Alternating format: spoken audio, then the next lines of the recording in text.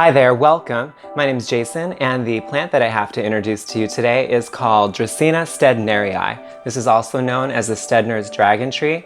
This is an amazing indoor plant. It lends itself wonderfully to any indoor space like your bedroom, bathroom, kitchen space, any office space. It's a pretty awesome plant. It's very columnar and it really fills in and brightens up any corner. As far as the lighting that this plant wants, it wants bright and direct light. So make sure wherever you place it that you have some bright and indirect light for it.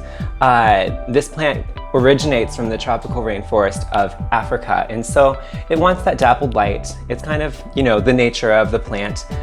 This is a hybrid variety called Sol, and it's a wonderful plant.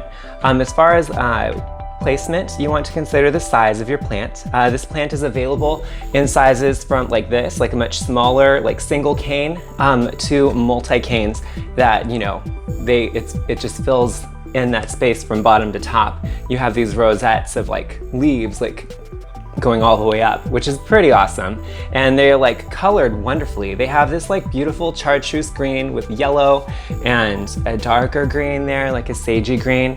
I love this plant. As far as the light, you want that bright and direct light. You can have some morning sun, that's totally okay. But not much more than that. As far as watering, you want to allow the soil to dry out about 50 to 60% in between waterings. And what you do is once you've watered the plant, you just give it a lift or a tip to kind of figure out what the saturated soil feels like. So when you come back, you can know the difference. You don't have to get it perfect, that's just your aim. In the winter though, you do want to water this less. You want to allow the soil to dry out about 80 to 90+% in between waterings. It is safer with this plant as well as any Dracaena for the most part to stay on the drier side than the wetter side because you really don't want root rot, so you don't want the soil to be constantly wet for too long. If you come back to water your plant and the soil is still wet, it hasn't absorbed it yet. So wait till it has started to absorb the water, and then that signals it's time to water, or once your plant has absorbed some of the water in the soil, then it's time to water the plant again. As far as fertilization goes, you want to fertilize your plant once a month, spring through summer. You can fertilize it once in the fall too. I would just use an all-purpose indoor plant fertilizer and or an African violet fertilizer. I like these two. They're made by a company called Espoma. However, any variety that you choose should do just fine. As far as the soil pH that is desired with this plant, it's a 6 to a 6.5. So that's acidic to slightly acidic. That's your aim. And usually you can achieve that, with the fertilizers that I was telling you. That can help influence that slight acidity, as well as the potting medium that you choose when you repot your plant. I would use an indoor plant potting soil. I also like the combination of half indoor plant potting soil mixed with half succulent soil, because as you can see here, there's a lot of perlite here on the top. This plant really wants a lot of porosity and airspace in the soil, and so that's why I recommend that combo, is because that will provide a lot of airspace in the soil. It also will prevent the soil from staying too wet for too long.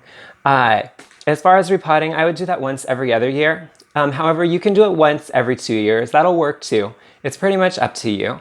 As far as the pot size, if you're working with a smaller plant, do know that they are slow growers. If you wanted like a nice cute plant for like your desk, a smaller size might be more convenient. However, if you're trying to fill in that corner in your house, you might want a taller, more specimen variety because it does take a long time to get this big, like years. So as far as the maximum height, I would say this should reach anywhere from 6 to 8 feet indoors. And you can prune it to shape, just cut above a leaf node, or a stem node, sorry, and make sure to leave some leaves on there.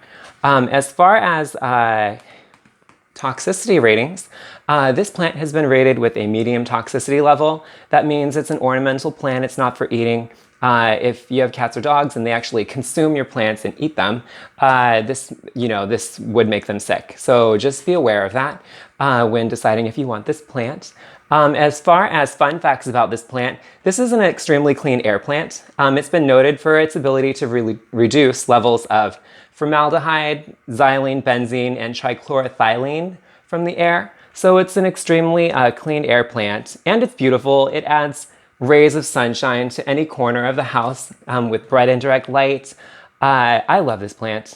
If there's any questions that you have about it, please let me know in the comments below. Once again, this is Dracaena steudnerii, also known as Steudner's dragon tree. My name is Jason. Thanks for hanging out.